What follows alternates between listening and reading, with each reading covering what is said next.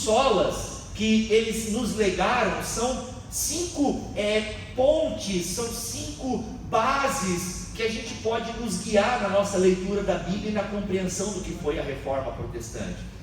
E um desses solas é o que eu quero focar nessa manhã, que é o somente a Escritura. Mas nós temos o somente a Escritura, somente Cristo, somente a graça, somente a fé e só a Deus a glória. Então são 5 princípios, inclusive dá para colocar até nas escolas dominicais, ainda como um dos cursos. São 5 princípios que podem nortear a nossa vida, e que se eu começo a estudar cada um desses 5 princípios, eu percebo que eles são muito práticos para a minha vida. Então eu vou repetir para você que está anotando, tá? Somente a Escritura, somente Cristo, somente a fé, somente a graça e só lhe deu glória, somente a Deus a glória. Todos esses solas, esses somente, se quando nós estudarmos, nós vamos perceber que eles são teologia prática, porque isso é uma coisa que a Reforma nos ajudou a entender. Ela nos ajudou a entender que a Bíblia não é somente para ser estudada, não é somente um livro que eu posso estudar e aprender as suas doutrinas. Não, isso é importante, mas se a Bíblia não for a minha regra de fé, ou seja, somente a Escritura, se ela não for aquilo que embasa o meu viver, se isso não me impactar, porque a Bíblia não é um mero livro, a Bíblia é Deus falando com o seu povo. Na verdade, a Bíblia é o que nós temos de Deus hoje. Ou alguém aqui viu Deus como no Antigo Testamento, como alguns autores do Novo Testamento presenciaram? Você pode ter experiências fantásticas com Deus, que eu não duvido que você tenha tido experiências místicas com Deus. Eu tenho uma veia pentecostal e eu creio nessas coisas, mas a sua experiência, ela não é regra de fé para a igreja. E o somente a Escritura vai dizer, não, a voz de Deus para o seu povo está nas Escrituras. Então somente a Escritura. E agora pensa na mentalidade da época de Lutero. Lutero vivia num momento em que o povo não lia a Bíblia. Até existia a Bíblia na linguagem do povo. Já 15 anos antes de Lutero fazer a tradução dele, já tinha uma Bíblia com uma linguagem mais acessível e tudo mais. Só que o povo não lia, o povo não tinha acesso, era um pouco caro, porque no fundo o povo estava preocupado, era com a sua salvação. O pessoal tinha medo do capeta, essa era a verdade. Então eles iam para a igreja só para garantir a salvação. Não me interessa se a pregação é feita em latim, eu não quero entender. O importante é que quando o sacerdote fazer a coisa lá, eu faço um gesto, eu compro uma indulgência e eu garanto a minha salvação. E aí Lutero começa a estudar a Bíblia e começa a perceber que algumas coisas que a igreja fazia não está batendo aqui. A Bíblia está dizendo uma coisa, a igreja está dizendo outra. Só que o que a igreja dizia na época era considerado palavra de Deus, era a santa tradição. Inclusive até há uns meses atrás teve um padre falando, em pleno século 21, ele falou, faz uns 4 meses atrás, que ele falou assim: quando você começa a questionar a tradição com a Bíblia, você é um protestante. Glória a Deus, é isso mesmo, é o que nós somos, protestantes. A gente questiona a tradição da igreja. E digo mais, já vou fazer uma atualização aqui. A gente acha que a igreja católica está errada. Não, o sola Escritura também é para as igrejas evangélicas. O somente a Escritura é para nós pentecostal também, que muitas vezes colocamos as nossas experiências e jargões acima das Escrituras. É muito comum, e eu falo do meio pentecostal porque a minha igreja também é pentecostal, e é muito comum, e agora como eu estou caminhando com os pastores, sou um igual, digamos assim, eu tenho que questionar algumas coisas que a gente fala há anos. Mas onde está nas Escrituras? Não, rapaz, sempre aprendi assim, Esse dia nós estávamos numa reunião pastoral, e um dos meus amigos de ministério, não, porque Deus me revelou na Escritura, e aí eu esperei ele falar, e eu perguntei, mas pastor, como assim Deus te revelou na Escritura? O que você quer dizer com isso? Aí deu aquela tela azul na cabeça dele. Quem tem Windows sabe o que eu estou falando. Aquela tela azul travou assim, aquela ampulhetinha ficou rodando na testa dele. Não, porque eu quero, não, é que quando eu digo, ele começou a explicar, quando eu digo Isso não está sendo transmitido pela internet, né? Porque eu quero continuar amigo dele, né? Quando eu digo, tá bom, eu falei isso na frente dele mesmo, só estou, pastor, foi mal, estou falando para todo mundo agora, né? Ele disse, quando eu digo que Deus me revelou na Escritura, é que eu entendi o texto. Opa, peraí. Tá, você quer dizer que Deus me revelou na Escritura, é que você entendeu o texto dessa maneira. E aí talvez você foi dar uma verificada em comentários, para ver se a sua interpretação também está mais ou menos ali daquele jeito. Mas isso não é revelação. Rapaz, não é mesmo. Mas ele aprendeu, ele tem 55 anos de idade, é crente desde os 10 e passou a vida inteira, irmãos, que Deus me revelou nas Escrituras. Isso não existe. Então percebam que algumas coisas nós reproduzimos, então precisamos do solo Escritura. Aí nós vamos orar pelo enfermo, Senhor, eu decreto a cura agora. Tá, ok, onde está isso nas Escrituras? Eu profetizo agora. Opa, peraí, como? Como é que é? Percebam que somente a Escritura não é só para católicos, é para nós também. A reforma não parou, queridos. O que Martinho Lutero começou, não parou. A igreja reformada está sempre se reformando, porque a própria igreja que Martinho Lutero vai fundar, vai chegar o momento que ela já está toda despedaçada também. E aí de novo tem que vir gente, pessoal, olha o que Martinho Lutero falou. E o que Martinho Lutero falou senão? Ei pessoal, olha o que Jesus falou. É sempre um voltar às fontes. A gente não pode exaltar a reforma protestante como, nossa, um grande movimento. O importante da reforma não é o movimento em si, mas é para onde ele aponta. O importante da reforma não é as 95 teses pregadas na porta de um castelo, mas é Cristo pregado na cruz. E é para isso que a reforma está apontando. É isso que o solo Escritura quer dizer, gente. Não é a igreja, não são os papas, os concílios, e para nós não são os pastores, não são as convenções, somente a Escritura, só a Escritura, somente a Escritura é a nossa regra de fé. E como o irmão Lincoln, o pastor Lincoln falou muito bem, a gente realmente vive um analfabetismo bíblico muito forte, porque as pessoas reproduzem coisas que elas ouviram, e elas nunca foram checar se aquilo procede. Eu estava conversando com uma amiga no trabalho, quarta-feira eu trabalho num coworking, e aí estava lá conversando com ela, é cristã também, e ela tem o dom de cura, segundo ela disse, e eu não duvido mesmo. Só que a gente começou a conversar sobre essa questão do eu determino a cura agora em nome de Jesus. E eu pensei, mas onde é que tu se espelha na Bíblia para isso? De novo, tela azul, ampulheta, ficou pensando e tal. Não, porque os apóstolos, mas os apóstolos determinavam, como é que era? Tu tem esse eu determino? Não, eu quero entender, eu sou sincero, eu quero entender. Agora, irmãos, Deus pode realmente curar quando ela... Claro que Deus cura, claro que Deus faz. Deus faz coisas maravilhosas, até usando gente que fala coisa errada. Deus é misericordioso e Deus tem compromisso com a sua igreja, com a sua palavra. Agora, aqueles que fazem uso da pregação da palavra têm a responsabilidade de se informar e de estudar. Porque se ficar esperando Deus revelar na palavra, aí vai vir um monte de revelação estranha. Eu nunca me esqueço, ainda estava na Assembleia de Deus e um irmão pregando, e ele falando assim, irmãos, porque Deus me revelou na palavra que ele estava pregando sobre o Salmo 51, que o hisopo era uma planta usada para fins medicinais. E eu estava com a Bíblia de Genebra, na época era a minha Bíblia de estudo. Eu comecei a ler a nota de rodapé da Bíblia de Genebra. Ué, como assim? Ele está lendo o comentário da Bíblia de Genebra. Por que ele falou que Deus revelou na palavra? Porque é menos espiritual falar que estudou? Porque a letra mata. Não tem nada a ver a letra mata. É a letra da lei que mata. Não é a teologia, não é o estudo da Bíblia que mata. O estudo da Bíblia mata a fé ignorante e traz a fé verdadeira. E aí o que acontece?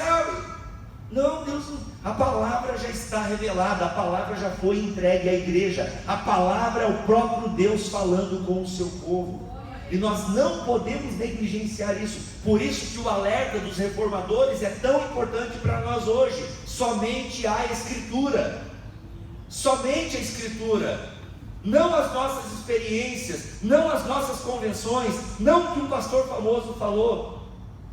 Se o próprio Paulo pregava e os bereanos ficavam ali, vendo se o que Paulo falava estava conforme as Escrituras.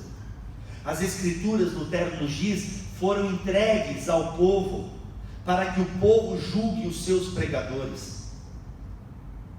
Percebam onde nós estamos. Uma vez eu falei isso num programa de rádio que eu fazia, e eu falei exatamente o que eu falei para vocês agora. Irmãos, a palavra de Deus nos foi dada para que nós julguemos os nossos pregadores, em amor, assim como a gente tem que julgar a nossa própria vida. Mas a Bíblia foi dada para que a igreja seja vigiada pela palavra, não por irmão chato e fofoqueiro. Perceba que eu falei irmão, fui legal com vocês, viu, irmãs? Geralmente as irmãs são tidas como fofoqueira, né? Não, os irmãos também são, um monte, tá? Então o que acontece? A Bíblia é dada para que nós, como igreja, cuidemos da doutrina da igreja. Assim como, por que Deus escreveu o livro de Levítico, que é difícil de ler e dá uma desanimada naquela leitura bíblica anual? Pode você ter vergonha, Levítico dá uma travada. Crônicas então, nossa, dá uma travada.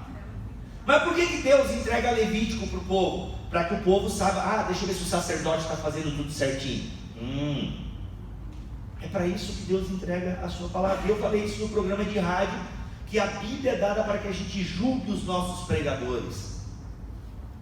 Nós, alguns obreiros da minha denominação na época, fizeram até reunião para me detonar. E aí eu te pergunto, o que eu falei de errado? Quer dizer que o que é falado aqui no púlpito é intocável, irretocável, porque o homem de Deus não erra. Isso é catolicismo romano, não é igreja protestante, não.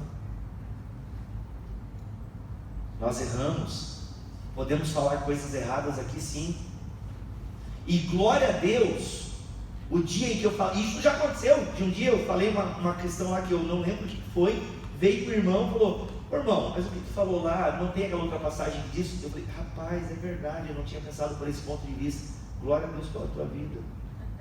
Quem não aceita ser corrigido pela palavra, não é filho de Deus, não. Porque Hebreus diz que Deus disciplina os seus filhos.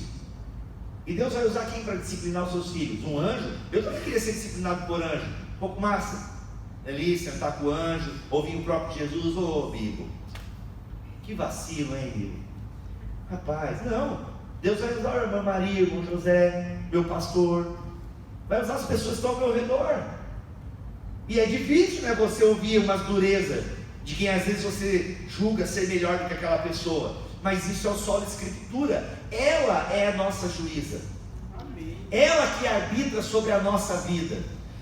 Mas aí, Bíblia, quer dizer que então é só a Escritura, porque tem outro problema também.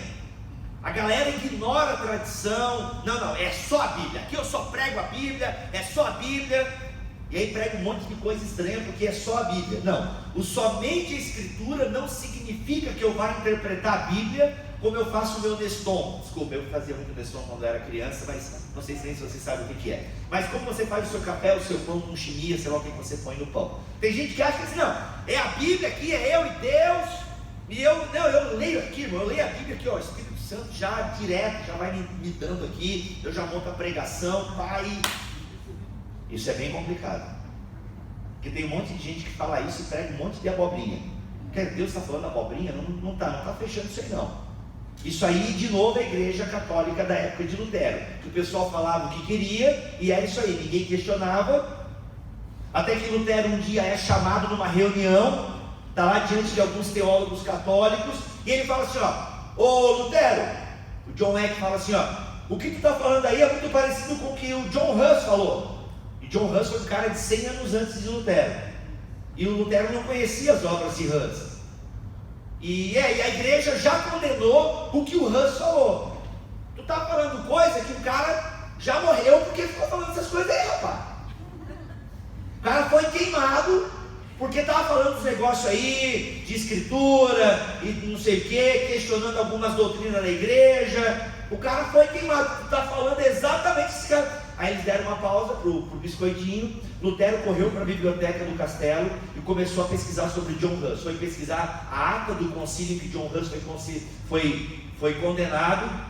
E ele começou a ler John Huss e falou: eu falo isso mesmo. Somos todos os citas. Lutero vai dizer: aí a galera fica louca. Lutero só não morreu porque tinha príncipes que estavam interessados em tirar o poder da igreja católica para ter mais dinheiro, mais terra e mais, e proteger o Lutero, porque senão Lutero ia para o espeto também. Lutero ia para o espeto. Não, eu estava lendo esse John Huss aí, rapaz, é isso aí mesmo, ele está certo, vocês estão errados. Como a igreja está errada, rapaz? Como tu ousas questionar? O cara fala assim: o que, Lutero? Tu acha que só tu está certo? O cara fala, é bem assim para Lutero, John Eck: tu acha que a igreja está errada e tu certo? Acho. Não, tenho certeza. Eu estou cativo à palavra. Lutero começa a fervilhar o negócio. Só que não era só Lutero, vários antes dele já também estavam fazendo isso. Até alguns teólogos católicos, que permaneceram católicos, já estavam questionando algumas coisas. Erasmo de Roterdã, que depois se torna meio que um inimigozinho de Lutero, não é? Mas o Erasmo de Roterdã já estava questionando algumas coisas. Inclusive faz uma nova tradução da Bíblia que questiona vários pontos da Vulgata, que era a Bíblia oficial da igreja. Mas o Erasmo deu uma pisada no freio, né? Não, eu amo a minha vida. Vou continuar aqui com o meu salário, que eu gosto. Então não vou provocar a igreja, porque eu amo o meu salário. Lutero, que dane-se. Eu quero as escrituras. Eu quero reformar a igreja. E Lutero quis reformar a igreja. Tiraram ele vai e surgiu o movimento dele. Um movimento submisso às escrituras. Só que daí na época de Lutero também já surge uma galerinha que não, é só a Bíblia. Tipo, levaram somente a escritura a um extremo. Não, é só a Bíblia. Inclusive na época de Lutero já tinha galera que dizia que Deus falava e era revelação. Não, e Deus me falou aqui e é assim mesmo. Não, Lutero, tu ainda está muito light. Não, vamos tirar essas imagens. Não, vamos tirar tudo da igreja, crucifixo. Não, vamos radicalizar o negócio. E Lutero não queria tanto, assim, calma, não é para tanto. Não, Lutero, tu não está reformando direito isso aí. É só a Bíblia. E isso é perigoso. Tanto que esse pessoal era uma mar de interpretação. Cada um interpretava de um jeito. Por quê? Porque a Bíblia virou pão. Aí cada um passava o que queria nesse pão, entendeu? Não, coma a Bíblia com isso, coma com isso. Não, porque Deus me falou que é assim, Deus me falou que é assado. E Lutero, não, pera lá, pessoal. O solo é escritura, o somente é escritura. Não é isso não. Não é essa casa da mãe Joana. Não é essa coisa desgovernada. Não é cada um faz o que quer, interpreta o que quer. Não. Nós precisamos de alguns concílios. Os 4 primeiros concílios, Lutero diziam que ok, são concílios que as decisões desses concílios são importantes para a igreja. Lutero citava constantemente os pais da igreja. Então Lutero não abandona a história atrás de si. O solo escritura não é um abandono da história. E gente, vem cá, é um problema que nós pentecostais temos. Nós pentecostais, a gente acha que a igreja começou na Rua Azusa. Os irmãos da Rua Azusa achavam que estava todo mundo errado. Não, agora é o novo tempo, é a igreja do Novo Testamento de novo na terra. Respeitando os nossos antepassados pentecostais, mas isso é um pouco de arrogância. É um pouco de arrogância da nossa parte. E eu não sei vocês, mas eu vivi por muito tempo ouvindo que só a nossa igreja era certa. Eu acho que vocês não são aqui, né? Mas eu vivi por muito tempo na minha cidade esse conceito muito claro. Não. Isso inclusive impulsionou as missões nas Assembleias de Deus. Nós temos que fazer muita missão, porque só nós estamos certos. Você sabe, né, que quando a outra galera entrar no céu, o anjo vai dizer assim, ó: só entre quietinho, que o pessoal da Assembleia está nessa sala aqui, eles acham que estão sozinhos. Então vocês entram e vão lá, passa em silêncio aqui pela sala, né? O pessoal da Assembleia está aqui, eles acham que estão sozinhos no céu. Porque eu ouvi, gente, eu ouvi isso. Nós somos certos. E o resto está tudo errado. É muita ilusão, gente. é se colocar acima da Escritura, porque vamos agora parar de olhar para a Assembleia e vamos olhar para o nosso umbigo agora. E aí?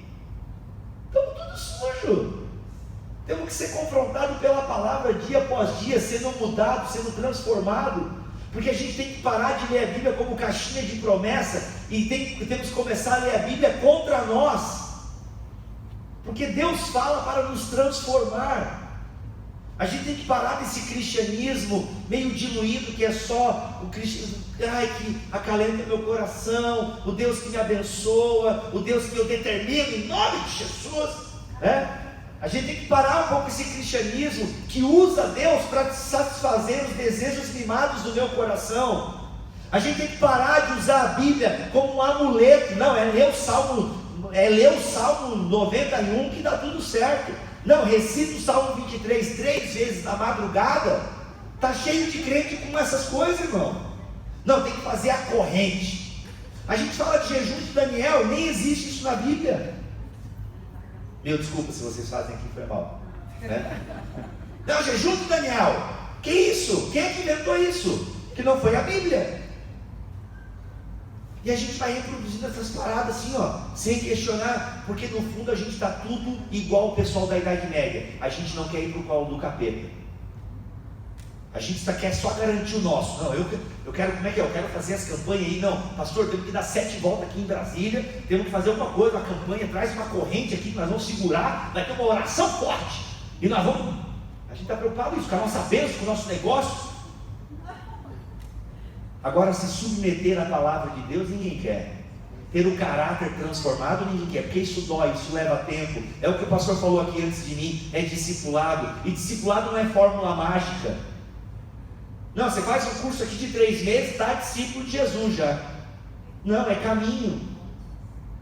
Mas é caminho aonde? Submetido às Escrituras. Porque o Evangelho é o poder de Deus para a salvação. O Evangelho é o que nos transforma. É somente a Escritura. Então nós temos que ter muito cuidado com aquilo que nós colocamos como regra de fé. Porque tem muita coisa que é regra de fé que não passam de costumes humanos. Agora, todo costume humano é errado? Não. Quer adotar um determinado tipo de vestimenta? Glória a Deus, adota. Só não vai dizer que quem não tiver vestido desse jeito vai para o inferno. Esse é o ponto. Quando a gente coloca dogmas humanos como aquilo que vai decidir o destino eterno da pessoa, e não é. O que decide o destino eterno de uma pessoa é a fé dela em relação ao que Cristo fez na cruz e a sua obediência à palavra de Deus. Só na Escritura.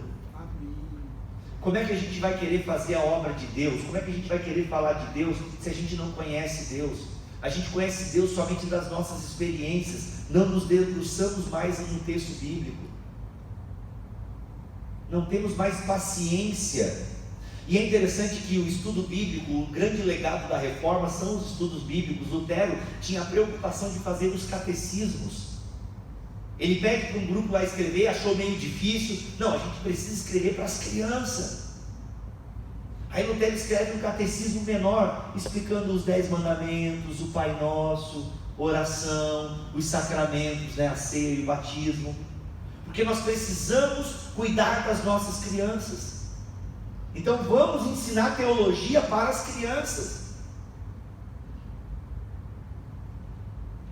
Estão vendo? Aí tem um livro do Stephen Nichols, além das 95 teses, ele fala o seguinte: Lutero diz: não podemos perpetuar a doutrina cristã a não ser que treinemos o povo que virá depois de nós e nos sucederá em nosso ofício e trabalho. Ou seja, temos que cuidar das crianças, dos adolescentes, temos que discipulá-las, tem que ter catecismo, eles precisam saber o básico da nossa fé. Gente, eu estava num grupo pequeno de pessoas mais velhas, acima de 25 anos, e eu perguntei por que Jesus teve que se fazer homem e morrer na cruz. Explique o mistério da encarnação e o mistério da cruz. Foi difícil ter uma resposta. Deu tela azul, deu a ampulheta girando. Gente, eu estou falando de Natal. eu estou falando de Páscoa. Eu não estou falando de uma doutrina bíblica como a Trindade, que é uma doutrina bíblica extremamente difícil. Essa nem eu sei explicar. Ninguém sabe, na verdade. Quem diz que sabe está mentindo, né? É o grande mistério da teologia. Agora eu estou falando de encarnação. Estou falando de cruz. E por que isso foi feito por você? As crianças precisam saber dessas coisas. Uma criança catequizada é sinal que ela nunca vai se desviar da fé? Não. Ela pode se desviar. A Europa hoje em dia está toda secularizada. O berço da reforma protestante hoje em dia nem acredita mais em Deus. Só que é incrível como algumas coisas, alguns princípios da moral cristã ficaram tão arraigados na Europa, que hoje em dia países que não têm igrejas cristãs, mas têm uma ética, e essa ética é filha do protestantismo, porque deixa marcas. Então tem que ter esse básico. Então Lutero continua: a gente tem que treiná-los para aqueles que vão nos suceder no nosso ofício e trabalho, para que, por sua vez, eles criem seus filhos com sucesso. Assim a palavra de Deus e a igreja cristã serão preservados. A igreja só é preservada porque a palavra é pregada, porque a palavra é ensinada por meio dos catecismos. E daí Lutero percebe o seguinte, que as crianças precisavam aprender as coisas básicas da fé. Então ele cria o catecismo menor. Aí ele percebe que os obreiros não estavam conseguindo ensinar as crianças. Epa, vou criar o catecismo maior, que é para os obreiros. Aí ele pega aquilo que ele ensinava para as crianças sobre os 10 mandamentos, o Pai Nosso, entre outras coisas, e dava uma ampliada para os obreiros. E a ideia é que os pais também soubessem catequizar seus filhos. Lutero era um cara mais ocupado do que eu e você, gente. Muito mais ocupado do que eu e você. Era treta, era a família, eram os alunos, a universidade. Era muita coisa para a vida daquele homem. Mas ele parava para catequizar seus filhos. Aí sabe o que acontece hoje em dia? A gente põe o nosso filho na escola dominical, põe o nosso filho numa escola cristã, a gente manda ele para a igreja, e a gente fala: ô pastor, tem que ter negócio para jovem aqui na igreja, que meu filho está querendo ir lá na boate. Faz um show aí, vamos botar luz na igreja, vamos fazer umas pirotecnia, porque a gente precisa atrair o jovem para a igreja. Tá, tu não educou o teu filho no evangelho, agora vai querer que a gente eduque. Não era nosso papel, não. Teu filho cuida tudo, eu vou cuidar da minha filha. Claro, eu quero que ela vá para a igreja, eu quero que ela vá na escolinha. A minha filha mesmo está no colégio confessional. Inclusive até aprendeu a cantar umas músicas estranhas que eu nunca ensinei para ela, né? Umas músicas gospel que eu nunca entraria lá em casa. Ela um dia chegou cantando lá: lindo, lindo, o que é isso? O que música é essa, filha? Ah, a professora canta, né? Aí o que acontece? Legal, glória a Deus. Mas a minha filha é a leitura bíblica todo dia com ela, é a oração todo dia com ela, porque é responsabilidade minha educá-la na palavra. Se vai dar certo, eu espero que dê, que a minha filha seja uma bênção. Agora, eu não vou botar a culpa na igreja, no pastor, não é? Porque os jovens estão se desviando porque a igreja não é atrativa. E a igreja tem que ser atrativa? A igreja tem que pregar a palavra, não fazer show. Não, precisamos fazer uma programação para os jovens, mirabolante. Não, o jovem quer ver coisa mirabolante, ele vai num show, que é bem mais legal do que a igreja. Vai lá, vai desfrutar um pouco da cultura que o nosso país oferece, a boa cultura, né? Não essa coisa ruim que tem por aí, mas tem cultura boa também. Não, é que tem que ser gospel. Pode ser teatro, mas tem que ser gospel. Não. A gente tem tanto medo do mundo porque a gente não educa os nossos filhos na palavra. Aí a gente tem medo do mundo, a gente cria o nosso filho numa bolha gospel. Não, filme gospel, música gospel, tudo é do resto de Satanás. Aí a criança vai para a universidade, daí tu não está mais, né? No ensino médio, né? Muito já se perde no ensino médio já. No ensino médio, porque a gente não está ali mais vendo. E aí por quê? Porque a gente não deu solidez. A gente não ensinou nossos filhos a dialogar com a cultura ao nosso redor. E Lutero falava: vamos ensinar o catecismo para as crianças. Ensinem a Bíblia para as crianças. Tanto que Lutero cria o catecismo, o estudo bíblico de Lutero era com perguntas e respostas. Por que Deus se fez homem? Por causa disso. Quem criou todas as coisas? Deus. Por que Deus criou todas as coisas? Para a sua glória. E assim ele vai ensinando. E todos os demais catecismos da Reforma Protestante vão seguindo mais ou menos essa linha, que não é uma invenção de Lutero. A própria Igreja Católica tinha catecismos dessa ordem. O problema é que a linguagem não era acessível para as crianças, não era acessível para o povo. Essa foi a grande sacada de Lutero, tornar a coisa acessível para o povo. Vamos falar em alemão, ou no nosso caso, vamos falar um bom português. É incrível, gente, mas em toda a roda de jovem que eu vou, eu ouço a seguinte coisa: pô, Bico, isso aí não é falado na igreja, da maneira que tu fala. Por que não é falado? Porque a gente não quer falar o bom português com a igreja. As coisas que confrontam o nosso caráter, que são limpas, sinceras. A igreja tem que aprender a ter dúvida também sobre as coisas. Não, a gente quer vir aqui para cima, sempre ter certeza de tudo, determinar tudo, e a gente cria uma ilusão. A gente não precisa ter medo do mundo, ter medo das coisas. Estejamos firmes na palavra. Estejamos firmes na palavra. Que, meu amigo, pode vir marxismo cultural. Vai ter uma palestra que eu acho que vai ser amanhã, hoje à noite. Qual é o tema mesmo? Marxismo cultural e ideologia de gênero. Marxismo cultural e ideologia de gênero, hoje à noite aqui. Então, beleza, está acontecendo uma guerra cultural. Só que sabe qual é a principal arma para essa guerra cultural? É primeiro nós conhecermos a palavra. O problema é que a gente está patinando aqui no básico. Aí como é que eu vou falar para a minha igreja conhecer a cultura ao seu redor, entender os meandros da cultura, entender o que é marxismo cultural, se a gente não conhece nem o beabá?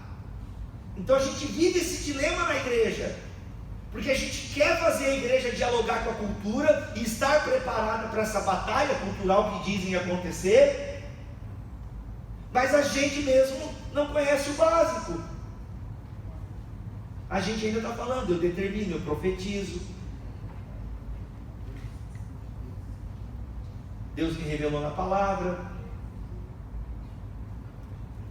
Mas o importante mesmo é o jejum de Daniel, irmão. Esse não pode faltar. É mais uma dieta mesmo.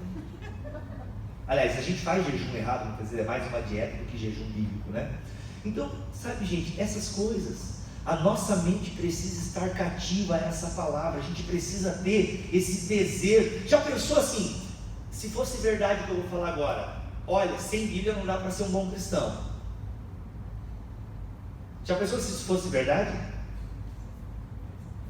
Mas isso é verdade. A gente ora tudo errado porque a gente não sabe orar. Porque a Bíblia nos ensina a orar. Jesus ensinou os seus discípulos a orar. E Jesus está na Bíblia. Ele é a revelação de Deus para toda a humanidade. E a Bíblia perpetua essa revelação de maneira especial. Tudo que nós sabemos sobre Deus, tudo que nós sabemos sobre Jesus, sobre o Espírito Santo, sobre o batismo do Espírito Santo, vida de fé, oração, é por conta das Escrituras. Por isso a pregação de Paulo a Timóteo, a preocupação: Timóteo, pregue a palavra. Pregue a palavra, ensine o Evangelho. E eu termino a minha exposição. Gente, era uma palestra, por isso que eu não li a Bíblia no começo, teve toda aquela, o ritual. Mas termino lendo a Bíblia agora. Peço que você abra em Mateus, no capítulo 7.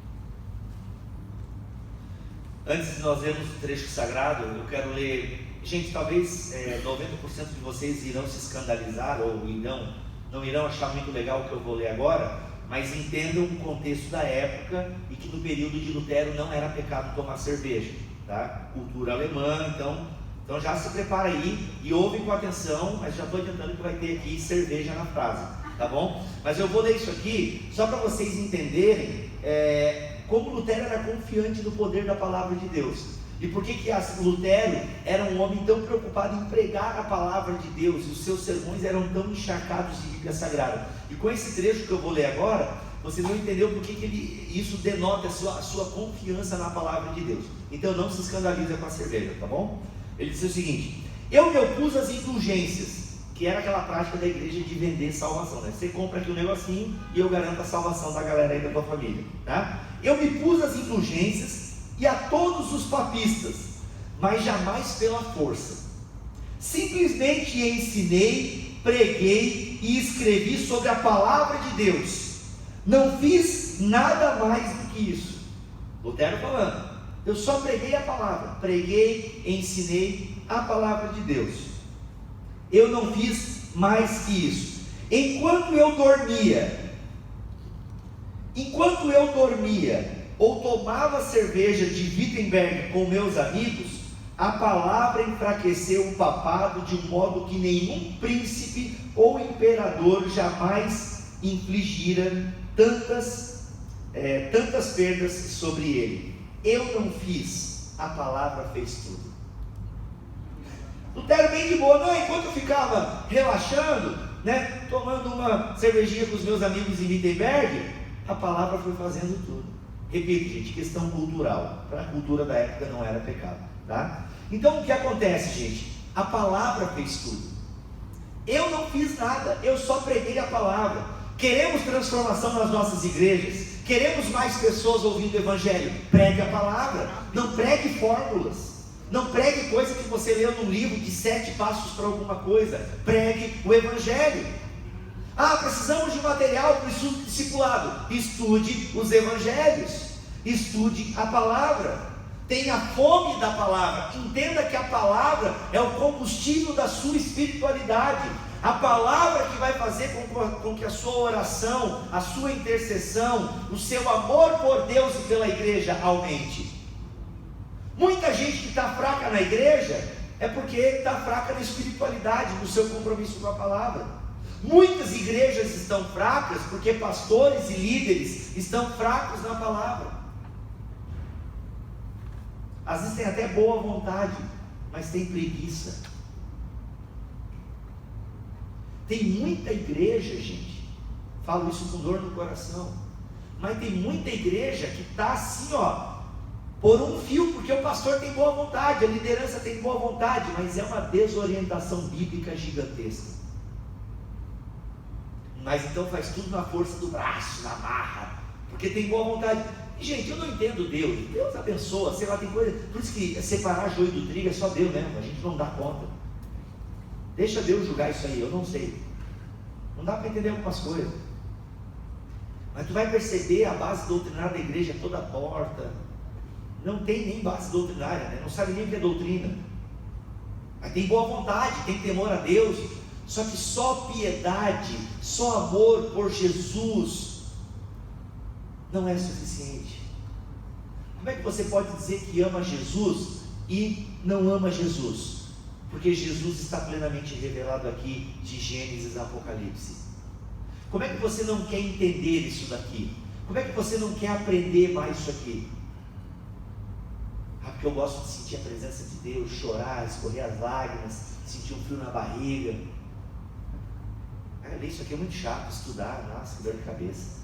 Eu vou ouvir a pregação de domingo lá e eu como a marmita que o pastor der e ainda levo o restinho para durante a semana. O pastor dá a marmita aqui, a gente vai comendo uma carninha no culto aqui, e aí leva um pouquinho de arroz, macarrão, e dá até para quarta-feira, na quinta já estamos na carne, na sexta já estamos igual os amigos do mundo, né? E é isso aí. Aí chega sábado, dá uma descansada, e domingo, põe aquela roupa, vou para o culto rasgar a alma. E aí de novo mais uma porção de marmita. E assim a gente vai. E assim a gente vai de marmitinha em marmitinha. Sendo que a gente tem um banquete fechado nas nossas casas. 3 tipos de versão. Bíblia da mulher que ora, da mulher que não ora, do obreiro, do cobreiro, tem tudo que não. 3.000 versão, né? Mas pastor, eu vou ler isso aqui, não entendo, dá dor de cabeça, já dá uma náusea. Vai orar então. Você pede tanta coisa para Deus, pede fome pela palavra dele. E termino lendo a palavra de Deus em Mateus, no capítulo 7, a partir do versículo 24. Eu estou continuando porque a plaquinha de 5 minutos não subiu, tá, irmãos? Então eu estou bem à vontade aqui. Ah, ele foi pegar a plaquinha agora. Lembrei ele. Que coisa. Queridos, palavra de Deus, Mateus capítulo 7, a partir do versículo 24.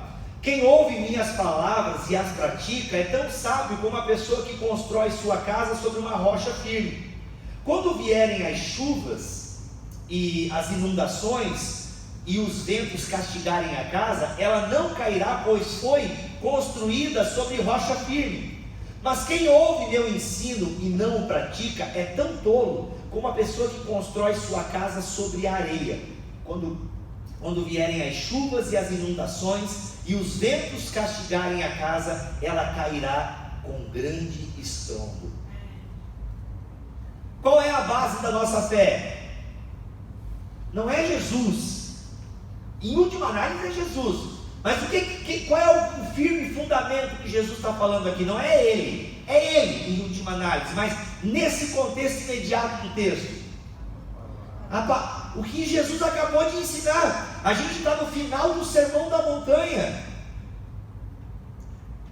Um dos trechos mais fantásticos para mim da Bíblia Sagrada, que dá para ficar estudando 1 ano, 2 anos inteiros, só o Sermão da Montanha, de tão precioso e confrontador que ele é.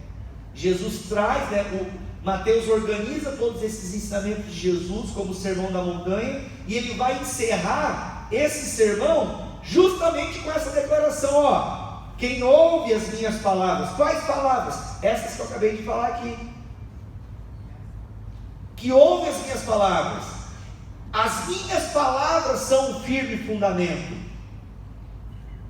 Porque hoje em dia nós queremos construir uma espiritualidade só com Jesus, o Jesus místico, o Jesus que eu encontro nas minhas orações, nos momentos de intercessão, nas vigílias, o que é excelente, gente, o que é excelente. Eu nunca vou me esquecer das experiências que tive em vigílias, nunca, de pessoas sendo curadas, sendo restauradas na alma, coisas maravilhosas já aconteceram em vigílias com a imposição de mãos. Mas de nada adianta sentir o fervor do Espírito Santo, o calor, a chama do Espírito, esse fogo do Espírito, se nós não colocarmos lenha para queimar. E a lenha é o estudo da palavra. A gente tem colocado só palha, e aí queima tudo muito rápido e a gente vive nas cinzas. A chama só fica acesa quando eu vou colocando lenha, quando eu vou colocando substância. Esse é o firme fundamento da igreja, as palavras de Jesus. E as palavras de Jesus, e consequentemente as palavras dos profetas, as palavras dos apóstolos, elas são todas palavras de Jesus, porque Jesus é a sabedoria de Deus encarnada e perpetuada em forma de livro. Gente, briga com Deus. Senhor, por que o Senhor não criou o YouTube na época de Jesus? Por que não tinha internet na época de Jesus e Jesus ficava gravando vários vídeos? Ou seria tão legal se tivesse pregação de Jesus em DVD para a gente comprar no final do congresso. Seria tão legal. Pregação de Jesus. Seria tão, seria músicas, sabe? Jesus podia ter um canal no YouTube, Mas não, gente, Deus escolheu o livro. O livro foi a maneira mais eficaz que Deus tinha na época para preservar as suas palavras. Livros que vão sendo escritos já desde a antiguidade da história do povo de Deus. E por que era escrito? Para justamente preservar a qualidade daquilo que estava sendo falado. E é por isso que o salmista vai falar: a tua palavra escondi, guardada no meu coração, para eu não pecar contra ti. Essa é a função da palavra, a gente ser mais santo, ser mais parecido com Jesus, ter os nossos pecados confrontados, confrontar os pecados dos outros, em amor, não com dedão em rixe, se achando mais santo e mais crente. Não, em amor, sabendo que você, semana que vem, pode estar cometendo o mesmo pecado daquele irmão, daquela irmã. Porque se você é bíblico, um dos princípios da Bíblia é considerar os outros superiores a si mesmo, como Paulo vai ensinar aos Filipenses.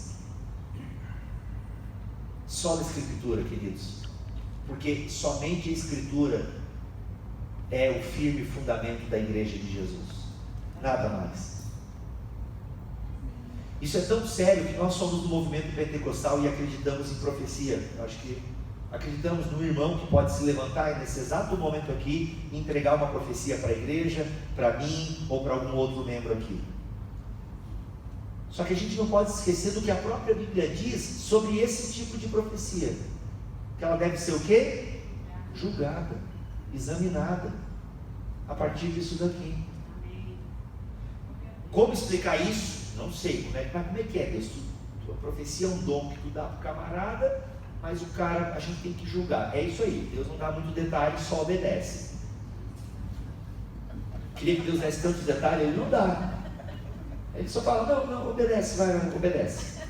Vai que, é porque a gente, pessoal, a gente enxerga, sabe assim, ó, quando eu vou ver minha esposa cozinhar, eu não sei nem fritar ovo. Eu vejo que a minha esposa, ela, em pouco tempo, tem lá o macarrão com molho, umas coisas dentro. Como é que ela fez aquilo? Entende? Eu só como, eu não estou interessado no processo. Entende? E picar o tomate, pegar, como é que ela fez aquele molho branco? Eu não vi nada branco em cima da mesa. Entende? Como é que é aquele negócio? De onde ela tirou esse negócio? E a minha cozinha é do tamanho desse público. Eu moro no apartamento da minha casa, da minha vida. É pequeno. Como é que é esse negócio, velho? Então assim, mas a minha esposa conhece o processo. Eu só como. Com Deus é algo mais ou menos parecido. Deus conhece a história toda. Deus conhece a minha vida do início ao fim. A sua vida do início ao fim. Deus conhece a história. Só obedece. Eu sei o que isso vai dar lá na frente. Obedece. Não quer dizer que Deus é contra questionamento. Não, gente, é só olhar para o livro de Jó. Jó fez um monte de questionamento para Deus, mas Deus respondeu os questionamentos de Jó? Não, Deus deixa lá. E aí, Jó, onde é que tu estava quando eu fiz isso aqui? A cara de idiota de Jó deve ter sido assim, ó. Eu aqui sofrendo e tu vem falar de criação? Qual é? Mas é Deus, só obedece. Ou a gente confia em Deus, ou a gente não confia. Se a gente confia, só obedece. Eu estou andando de avião aí, o avião vai cair, vou lá brigar com o piloto? Eu tenho que confiar no piloto, que eu vou chegar no meu destino. Se Jesus é o meu piloto, para sair um pouquinho da analogia do barquinho, vamos para o avião, né? Se Jesus é o meu piloto, eu vou chegar no meu destino final. Na hora que tiver que ser, eu só obedeço, porque o firme fundamento é isso. É essa palavra que vai julgar as profecias que recebemos. É essa palavra que vai julgar as nossas pregações. E o mais importante, é essa palavra que vai julgar a minha vida. Porque eu só darei fruto se eu obedecer a palavra. E aí é legal que esse fruto vai gerando outros frutos. E aí é aquilo que o pastor falou antes de mim. As gerações serão abençoadas. Que Deus nos abençoe a estarmos firmes nesse fundamento que é a palavra de Deus.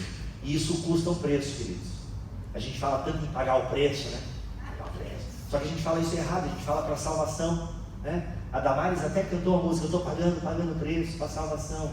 Tadinha, falta escola dominical para ela. Né? Desculpa se você gosta, eu não gosto. E como eu estou no microfone, né? Depois talvez eu nunca mais volte aqui mesmo, mas tá falado, né? A gente fala de pagar o preço. Vai pagar o preço para quê? Para salvação? Não, já foi pago na cruz, irmão. Você não precisa fazer nada para ser salvo. Jesus já fez. Tá, mas então eu não preciso fazer nada mesmo? Não, para ser salvo não. Agora, para ser um bom crente, meu amigo, você tem que suar. O processo de santificação exige a sua participação. E uma das partes desse processo é você se debruçar nas Escrituras. Então, quer pagar o preço? Pague o preço, tentando entender essas Escrituras. Encha a paciência dos pastores e professores dessa comunidade. Pastor, não entendi isso aqui. Faça eles comprarem muitos comentários bíblicos, sistemática. Vocês já não tem, né? Encha a paciência deles, faz pergunta mesmo, daquelas bem cabulosas, que eles não vão ter resposta para todos, obviamente. Se eles forem sinceros, não vai ter resposta para todos, mas façam, instiguem isso nos grupos. Pois cara, tem umas perguntas. Adão tinha umbigo, essas coisas não. Com quem Caim casou? Tá bom, quer perguntar? Pergunta. Fazer o quê? Começa com essas, né? As crianças começam com essas perguntas, né? Então começa com essa, glória a Deus. O importante é você evoluir para algumas coisas mais, né? Mais sustosas, sair do leitinho espiritual. Gente, eu não sei vocês aqui, mas às vezes a gente não parece muito com a igreja de Corinto, nós pentecostais. Vocês não têm essa percepção assim? Que nós pentecostais parecemos muito a igreja de Corinto, que Paulo escreve 2 cartas que nós temos aqui. Eu tenho gente, eu estou falando que eu sou pentecostal, eu congrego a igreja pentecostal. A gente é avivado nos dons, a gente tem, né, essa dinâmica, liturgias avivadas. Tem os grupinhos, eu sou do pastor tal, né? Só que de repente a gente precisa ler um Paulo dizendo que a gente ainda está no leitinho espiritual. Está entendendo o negócio? A Bíblia. Vamos pagar o preço, então, vamos pagar o preço. Pagar o preço para conhecer mais a Bíblia Sagrada. Instiguem os mestres dessa congregação a trabalharem mais. Instiguem. Aí ele chegar assim: ô pastor, preciso de um salário, eu não aguento mais. No WhatsApp, os cultos, domingo, não aguento mais responder dúvida dos irmãos aqui. Preciso virar tempo integral aí.